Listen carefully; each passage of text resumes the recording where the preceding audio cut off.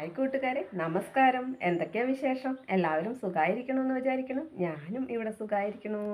ഒരുപാട് പ്രതീക്ഷകളോടെ, അല്ലെങ്കിൽ എന്തെന്നാ പറയുക, നല്ലൊരു ജീവിതം പ്രതീക്ഷിച്ച് ഓരോ പെൺകുട്ടികളും വിവാഹപ്രായക്കായി വിവാഹം കഴിഞ്ഞ് ഭർത്തൃ വീട്ടിലേക്ക് പോകുമ്പോൾ അല്ലേ, ഒരുപാട് സ്വപ്നങ്ങളും ഒരുപാട് മോഹങ്ങളും അവനവൻ്റെ വീട് പോലെ തന്നെ ആ വീട് കാണാനും തൻ്റെ എല്ലാ കാര്യങ്ങളിലും ശ്രദ്ധയോട് കൂടിയിട്ട് കരുതലോട് കൂടിയിട്ട് പെരുമാറുന്ന ഒരു ഭർത്താവിനെയും ആഗ്രഹിക്കാത്തവരുണ്ടാവില്ല അല്ലേ.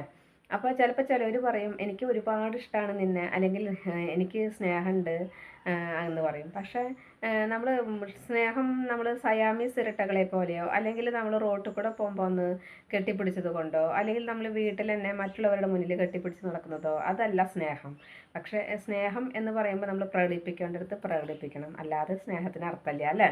അപ്പോൾ അല്ലെങ്കിൽ നമ്മൾ ആർക്കാ എന്താ ജീവിതത്തിൽ സംഭവിക്കുക എന്ന് പറയാൻ പറ്റില്ല. അങ്ങനെയൊക്കെ സംഭവിച്ച് പോയി കഴിഞ്ഞാൽ ചിലപ്പോൾ ഒന്നുകിൽ ഭാര്യ ആയിരിക്കാം, അല്ലെങ്കിൽ ഭർത്താവായിരിക്കാം. ആരെങ്കിലും ഒരാൾ മുൻപേ നമുക്ക് ഓരോരുത്തർക്കും ഓരോ സമയം പരിധി വെച്ചിട്ടുണ്ടല്ലോ അല്ലേ. അതൊക്കെ കഴിഞ്ഞാൽ കടന്നു പോകേണ്ട സമയങ്ങളാണ്. അപ്പോൾ ആ സമയത്ത് പോയി കഴിഞ്ഞിട്ട് എനിക്ക് അത്ര ജീവനായിരുന്നു അങ്ങനെയാണ് അങ്ങനെ പറഞ്ഞത് കൊണ്ട് കാര്യമില്ല അല്ലേ. ജീവിച്ചിരിക്കുമ്പോൾ രണ്ടു പേരും കൂടി ഒന്നിച്ച് ജീവിച്ചിരിക്കുന്ന സമയത്ത് ആത്മാർത്ഥമായ സ്നേഹം, അല്ലെങ്കിൽ ഭാര്യയ്ക്ക് ഭർത്താവിനോടാണെങ്കിലും ഭർത്താവിന് ഭാര്യയോടാണെങ്കിലും ആ ഉള്ള ഒരടുപ്പം അല്ലെങ്കിൽ ആ സ്നേഹം അത് നമ്മൾ പ്രകടിപ്പിക്കുക തന്നെ വേണം. അതുപോലെ തന്നെ കാര്യങ്ങൾ രണ്ടു പേരും അങ്ങോട്ടും ഇങ്ങോട്ടും കരുതലോട് കൂടിയിട്ട് സ്നേഹിച്ചു കൊണ്ട്, അല്ലെങ്കിൽ പരസ്പരം അവരവർ രണ്ടുപേരും അങ്ങോട്ടും ഇങ്ങോട്ടും കാര്യങ്ങളൊക്കെ ശ്രദ്ധിച്ച് അവരവർക്ക് വേണ്ടുന്ന രീതിയിൽ എല്ലാം ചെയ്തു കൊടുക്കുന്നവർ തന്നെ ആയിരിക്കണം അല്ലേ. അല്ലാതെ അതൊന്നും ചെയ്യാതെ, അല്ലെങ്കിൽ സ്നേഹമൊന്നും പ്രകടിപ്പിക്കാതെ മുരട സ്വഭാവം കാണിച്ച് ഒരു കാര്യത്തിലും ശ്രദ്ധയില്ലാതെ പെരുമാറിയിട്ട് അങ്ങനെ ജീവിച്ചിട്ട് കാര്യമില്ല അല്ലേ. എന്താ പറയാൻ കാരണം എന്ന് വെച്ച് കഴിഞ്ഞാൽ, നമ്മുടെ സ്വന്തം വീട്ടിൽ നിന്ന് ചിലപ്പോൾ ചില വീട്ടിൽ പെൺകുട്ടികൾ ജനിച്ചു കഴിഞ്ഞ് അവർ വളർന്നു വരുന്നുകൊണ്ടിരിക്കുമ്പോൾ തന്നെ വേർതിരിവ് കാണിക്കുന്ന കുടുംബങ്ങൾ ഉണ്ടായിരിക്കാം കേട്ടോ. ചിലവർ ആൺകുട്ടിയാണെങ്കിലും പെൺകുട്ടിയാണെങ്കിലും ഒരുപോലെ സ്നേഹിച്ച് കൊണ്ടുപോകുന്നവരും ഉണ്ട് കേട്ടോ.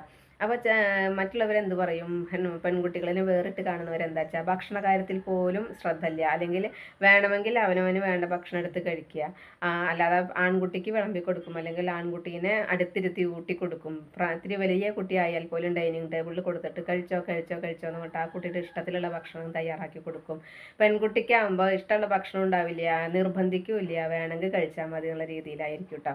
അപ്പോൾ എന്തെങ്കിലും പറഞ്ഞു പുറമേക്ക്, ഞാൻ ഇതിന് മുൻപൊക്കെ പറഞ്ഞിട്ടുണ്ട്, ടൂർ പോവുകയാണ്, അല്ലെങ്കിൽ എവിടെയെങ്കിലും ഫംഗ്ഷനൊക്കെ പോവുകയാണ്, അല്ലെങ്കിൽ എന്തെങ്കിലും കാര്യങ്ങളൊക്കെ പോവുകയാണെങ്കിലും പറയും, നീ കല്യാണം കഴിഞ്ഞ് ഭർത്താവിൻ്റെ കൂടെ പൊക്കോ, നീ വേറെ വീട്ടിലേക്ക് പോകേണ്ടവളാണ്, അപ്പോൾ നിനക്ക് അവിടെ പോയി നിൻ്റെ കാര്യങ്ങൾ നോക്കാം, എൻ്റെ മകനാണ് കാര്യങ്ങൾ വേണ്ടത്, അപ്പോൾ ഞാൻ അവനെ നോക്കട്ടെ, അല്ലെങ്കിൽ അവനാണ് ആരോഗ്യം വേണ്ടത്, അവൻ ആരോഗ്യം ഉണ്ടായാലാണ് ഞങ്ങളെന്നെ പ്രായമായ നോക്കുക ഞങ്ങളുടെ മകനാണെന്ന് അങ്ങനെയൊക്കെ പറഞ്ഞിട്ട് നോക്കുന്നവരുണ്ട് കേട്ടോ. ചെയ്യുന്നവരുണ്ട്, ചെയ്യുന്ന അച്ഛനമ്മമാരുണ്ട്. അപ്പോൾ ആണായാലും പെണ്ണായാലും ഇന്നത്തെ കാലത്ത് നോക്കാൻ മനസ്സുള്ളവർ മാത്രമാണ് നമ്മൾ അച്ഛനമ്മമാർ പ്രായമായി കഴിഞ്ഞാൽ നോക്കുള്ളൂ കേട്ടോ. അത് ആൺകുട്ടി ആയിക്കോട്ടെ പെൺകുട്ടി ആയിക്കോട്ടെ. അപ്പോൾ മനസ്സില്ലാത്തവരാണെന്നുണ്ടെങ്കിൽ ആൺകുട്ടിയാണെങ്കിലും പെൺകുട്ടിയാണെങ്കിലും മാതാപിതാക്കളെ ആയിക്കോട്ടെ, മറ്റുള്ളവരുടെ അനുകമ്പയോ കരുണയോ ഒന്നുമില്ലാത്ത മാതാപിതാക്കൾ പ്രായമായാൽ അവരെ നോക്കാതെ വൃദ്ധസദനത്തിലൊക്കെ ആക്കുന്നവരുണ്ട് കേട്ടോ.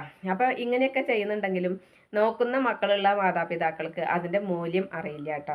അവർക്ക് ആ മക്കൾ നോക്കുന്നത് പോരാ, ചെയ്തത് പോരാ, ഭക്ഷണം പോരാ, അങ്ങനെയൊക്കെ പറയുന്നവരും ഉണ്ട് കേട്ടോ. അപ്പോൾ ഞാൻ ഇന്നിപ്പോൾ അതിലേക്കൊന്നും കിടക്കുന്നില്ല. ഞാൻ അപ്പോൾ പറഞ്ഞു വന്നത് എന്താ വെച്ചാൽ, അപ്പോൾ അതുപോലെ വീട്ടിൽ നിന്ന് തന്നെ നമ്മളതിനെ മാറ്റി നിർത്തപ്പെടുന്ന ഒരു രീതിയിൽ, പെൺകുട്ടികളെ മാറ്റി നിർത്തപ്പെടുന്ന രീതിയിൽ വളർത്തിക്കൊണ്ട് വന്ന് വിവാഹം കഴിഞ്ഞാലും അവർക്ക് അങ്ങനെയൊക്കെ തന്നെയായിട്ട് ജീവിക്കേണ്ട സാഹചര്യങ്ങളുണ്ട് കേട്ടോ.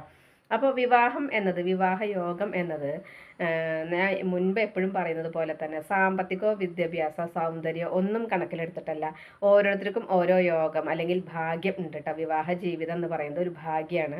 ആ ഭാഗ്യം എല്ലാവർക്കും ഉണ്ടായിക്കൊള്ളണം എന്നില്ല. അപ്പോൾ അങ്ങനെ ഭാഗ്യം കിട്ടുന്നവർക്ക് മാത്രമാണ് നല്ല ജീവിതം കിട്ടുള്ളൂ. അല്ലാത്തവർക്ക് എത്ര നമ്മൾ സമ്പത്തിൽ ജനിച്ചതാണെങ്കിലും, എത്ര സൗന്ദര്യം ഉണ്ടെങ്കിലും, അല്ലെങ്കിൽ എത്ര വിദ്യാഭ്യാസമായിട്ട് അല്ലെങ്കിൽ തൊഴിൽപരമായിട്ട് നമുക്ക് ഉയർച്ച ഉണ്ടെങ്കിലും അടിമയെ പോലെ ജീവിക്കേണ്ടവരും ഉണ്ട് കേട്ടോ. അങ്ങനെയൊക്കെ ആകുമ്പോൾ ഈ അടിമയെ പോലെ ജീവിക്കുക, അല്ലെങ്കിൽ എപ്പോഴും പുറന്തട്ടായിട്ട് നമ്മളതിനെ കണക്കാക്കുക, അതായത് ഭാര്യയ്ക്കൊരു വിലയില്ലാതെ, അമ്മയ്ക്കൊരു വിലയില്ലാതെ, അതായത് മക്കളായി കഴിഞ്ഞ് കഴിഞ്ഞാൽ ആ അമ്മേനെ ഈ മക്കൾക്കും വില ഉണ്ടാവില്ല. അപ്പോൾ ഭാര്യനെ എപ്പോഴും പുറന്തട്ടായിട്ട് കാണുന്ന ഭർത്താക്കന്മാരുണ്ടായിരിക്കാം. ആ ഭർത്താവിൻ്റെ അമ്മയും അച്ഛനും മരുമകളേനെ വേറൊരു വീട്ടിൽ നിന്ന് വന്നവൾ എന്ന രീതിയിൽ കാണുന്നവരും ഉണ്ടായിരിക്കാം കേട്ടോ. അപ്പോൾ അങ്ങനെ ആകുമ്പോൾ ഈ സ്ത്രീക്ക് എന്തുണ്ട്, സ്വന്തം നമ്മൾ ജനിച്ച് വളർന്ന വീട്ടിലും വേറിട്ട രീതിയിൽ നമ്മളതിനെ കണ്ട് വളർത്തിക്കൊണ്ട് വന്നു, വിവാഹം ചെയ്തയച്ച വീട്ടിലും അങ്ങനെയൊക്കെ തന്നെയായിരിക്കും കേട്ടോ. ചുരുക്കത്തിൽ എന്തുണ്ട്, ബാല്യകാലാണെങ്കിലും കൗമാരാണെങ്കിലും യൗവനാണെങ്കിലും എപ്പോഴും നമ്മളതിനെ തഴഞ്ഞിട്ട പോലെയാണ് ആ പെൺകുട്ടികളുടെ വളർച്ച. അത് കഴിഞ്ഞ് വിവാഹം കഴിഞ്ഞു കഴിഞ്ഞാലോ ഭർത്താവാണെങ്കിലും ഭർത്തൃ വീട്ടുകാരാണെങ്കിലും ഇതുപോലെ തന്നെ അടിമയെ പോലെ അല്ലെങ്കിൽ സ്നേഹമോ കരുണയെ കാണിക്കാതെ വെറും ഒരു വേലക്കാരിയേക്കാൾ അപ്പുറമായിട്ട് കണ്ടു ജീവിക്കുന്നവരുണ്ട് കേട്ടോ. അപ്പോൾ ഭാര്യ എന്ന വാക്ക് ഒരു അടിമ എന്ന പോലെ ചിന്തിക്കുന്ന ഭർത്താക്കന്മാരുണ്ട്. മരുമകൾ എന്ന് പറഞ്ഞു കഴിഞ്ഞാൽ വീട്ടിലെ വേലക്കാരി എന്ന് ചിന്തിക്കുന്നവരുണ്ട്.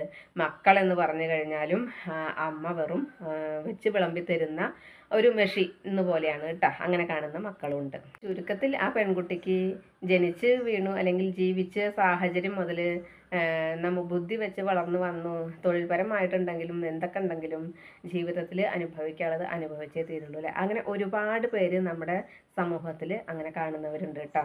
അപ്പോൾ എന്തുകൊണ്ടാച്ചാൽ ജീവിതത്തിൽ ഭർത്താവിനെ സ്നേഹിക്കും, ഭർത്താവിൻ്റെ അമ്മയച്ഛനും സ്വന്തം അമ്മയച്ഛനെയും പോലെ കരുതി സ്വന്തം വീട്ടിലെ പോലെ തന്നെ നമ്മൾ എല്ലാ കാര്യങ്ങളും, അതായത് അധിക ചെലവില്ലാതെ ആഡംബര ജീവിതമില്ലാതെ തന്നെ ഒരു കുടുംബം എങ്ങനെ കൊണ്ടുപോയി നടത്താം അല്ലെങ്കിൽ എങ്ങനെ നടത്താം എന്ന് ചിന്തിച്ചിട്ട് ചുരുക്കി പിടിച്ച് നടത്തിക്കൊണ്ട് പോകുന്ന പെൺകുട്ടികളുണ്ട് കേട്ടോ. അപ്പം അങ്ങനെയൊക്കെ ചെയ്തിട്ടുണ്ടെന്നുണ്ടെങ്കിലും എന്തിനും ഏതിനും തൊട്ടതിനും പിടിച്ചതിനൊക്കെ കുറ്റങ്ങളേ ഉണ്ടാവുള്ളൂ. അപ്പോൾ അങ്ങനെയുള്ള അടിമയെ പോലെ ഭാര്യയെ കാണുന്ന ഭർത്താവാണെന്ന് ഞാൻ പറഞ്ഞു. മക്കളും അതുപോലെയൊക്കെ തന്നെ, അച്ഛനും അമ്മയും അങ്ങനെയൊക്കെ തന്നെ ആയിരിക്കും. അതിൻ്റെ കൂട്ടത്തിൽ കൂടെ അമ്മ മകനായിട്ടുള്ള ഒരു ഭർത്താവാണ് തനിക്ക് കിട്ടിയച്ചാലോ പിന്നെ പറയും വേണ്ട അല്ലേ. പിന്നെ ആ കുട്ടിയുടെ ജീവിതത്തിൽ എന്താണുള്ളത്, ഒന്നുമില്ല. എവിടേക്കെങ്കിലും ഒരു സ്ഥലത്തേക്ക് അല്ലെങ്കിൽ അവനവൻ്റെ സ്വന്തം വീട്ടിലേക്ക് പോകണം എന്നുണ്ടെങ്കിൽ പോലും ഭർത്താവിൻ്റെ സമ്മതം മാത്രം പോരാ, അമ്മയുടെ സമ്മതം, വീട്ടിലെല്ലാവരോടും സമ്മതം ചോദിച്ചിട്ട് പോകുന്ന ഒരു കാലഘട്ടം അല്ലെങ്കിൽ ആ ഒരു അങ്ങനെ ഒരു രീതി നമ്മൾ കണ്ടുവരുന്നുണ്ട് അല്ലേ. അപ്പോൾ നേരെ തിരിച്ച് നമ്മൾ ഒന്നോ രണ്ടോ പ്രാവശ്യമൊക്കെ നമ്മൾ ഭർത്താവിൻ്റെ വീട്ടുകാരോടൊക്കെ സമ്മതം പറഞ്ഞു പോയി, ബാക്കിയുള്ള കാര്യങ്ങളൊക്കെ നമ്മൾ ഭർത്താവിനോട് പറഞ്ഞു കഴിഞ്ഞിട്ട് ഞങ്ങളിങ്ങനെ പോകണുണ്ട് കേട്ടോ അമ്മ, അല്ലെങ്കിൽ ഞങ്ങളിങ്ങനെ പോകണുണ്ട് കേട്ടോ അച്ഛ, അങ്ങനെ പറഞ്ഞിട്ട് പോവുകയാണെങ്കിൽ കുഴപ്പമില്ല കേട്ടോ. ഇതിപ്പോൾ എന്താണെന്ന് വെച്ച് കഴിഞ്ഞ് കഴിഞ്ഞാൽ നമ്മൾ സമ്മതം ചോദിക്കണോണ്ട് ഞാൻ വിരോധം പറയല്ല, പക്ഷെ സമ്മതം ചോദിച്ചു കഴിഞ്ഞ് കഴിഞ്ഞാൽ എത്രയൊക്കെ അവനവൻ്റെ പെൺമക്കൾ കല്യാണം കഴിച്ചു കൊടുത്തു കഴിഞ്ഞാൽ നമ്മുടെ വീട്ടിലേക്ക് ആഴ്ചയിൽ വരണം എന്നുള്ളതാണ് ഈ അമ്മയ്ക്ക് ചിന്ത ഉണ്ടാവുക. പക്ഷേ ഈ മരുമകൾ അവരവരുടെ വീട്ടിലേക്ക് പോകുന്ന സമയത്ത് നീ 2 മാസം മുന്നേ അല്ലേ പോയത്, പിന്നെ ഇപ്പം എന്തിനാ പോകുന്നത്, അങ്ങനെ ചോദിക്കുന്നവരുണ്ട് കേട്ടോ. ഒരു ചോദ്യം കേട്ട് കഴിഞ്ഞാൽ ഭർത്താവ്, അതായത് ഈ അമ്മയുടെ മകൻ എന്ത് പറയും, എന്നാൽ ശരി അടുത്ത മാസം പോകാട്ടോ എന്ന് പറഞ്ഞിട്ട് ആ പോക്ക് അവിടെ ക്യാൻസലാവും. അങ്ങനെ ജീവിക്കുന്നവരും ഒരുപാടുണ്ട് കേട്ടോ. തൻ്റെ ഇഷ്ടങ്ങൾ പറയാനോ അല്ലെങ്കിൽ തൻ്റെ ഇഷ്ടങ്ങൾക്കനുസരിച്ച് ഭക്ഷണം പാചകം ചെയ്യാനോ അല്ലെങ്കിൽ തൻ്റെ ഇഷ്ടത്തിനനുസരിച്ചൊരു വസ്ത്രം ധരിക്കാനോ, കാരണം ജീൻസ് ടോപ്പ് അല്ലെങ്കിൽ ചുരിദാർ തന്നെ അല്ലെങ്കിൽ ഒരു സ്ലീവ്ലെസ് ആയിട്ടുള്ള ഡ്രസ്സ്, അപ്പോൾ അങ്ങനെയൊക്കെ ഇടുകയെന്നുണ്ടെങ്കിൽ ആ ഭർത്താവിൻ്റെ അമ്മയ്ക്ക് അത് താല്പര്യം ഉണ്ടാവില്ല. അപ്പോൾ ഇവിടുന്ന് ഇട്ട് പോകാൻ പാടില്ല എന്ന് പറയും. എന്നാൽ അവനവൻ്റെ മകള് വരണ സമയത്ത് ജീൻസൊക്കെ ഇട്ട് വന്നു കഴിഞ്ഞാൽ അഭിമാനത്തോട് കൂടി പുഞ്ചിരിക്കുന്ന അമ്മയായിരിക്കും കാണുക കേട്ടോ. അപ്പോൾ അവിടെ വേർതിരിവ് രണ്ടായിട്ട് അങ്ങനെ ഉണ്ടായത് കൊണ്ടല്ലേ അങ്ങനെ കാണിക്കുന്നത് അല്ലേ. അപ്പോൾ എത്രമാത്രം വീട്ടിലെ പണികളും കാര്യങ്ങളും ഒക്കെ ചെയ്താലും അവൾക്ക് ഇവിടെ എന്താ പണി, നേരം വെളിച്ചാവണു അല്ലെങ്കിൽ ഒരു ചോറും കൂട്ടാനും വെച്ചത് ഇപ്പോൾ എത്ര പണിയുണ്ടോ അല്ലെങ്കിൽ അങ്ങനെയാണെന്ന് പറയും. പക്ഷേ ഒരു കുടുംബത്തെ എങ്ങനെയൊക്കെ കൊണ്ടുപോകാം, എന്തൊക്കെ ആ കുടുംബത്തിൽ കാര്യങ്ങൾ ചെയ്യേണ്ടതുണ്ട് എന്നുള്ളത് വീട്ടിലെ പണി നമുക്ക് ആരും പറയേണ്ട ആവശ്യമില്ല അല്ലേ. അങ്ങനെ സംഭവിക്കുന്നവരുണ്ട്.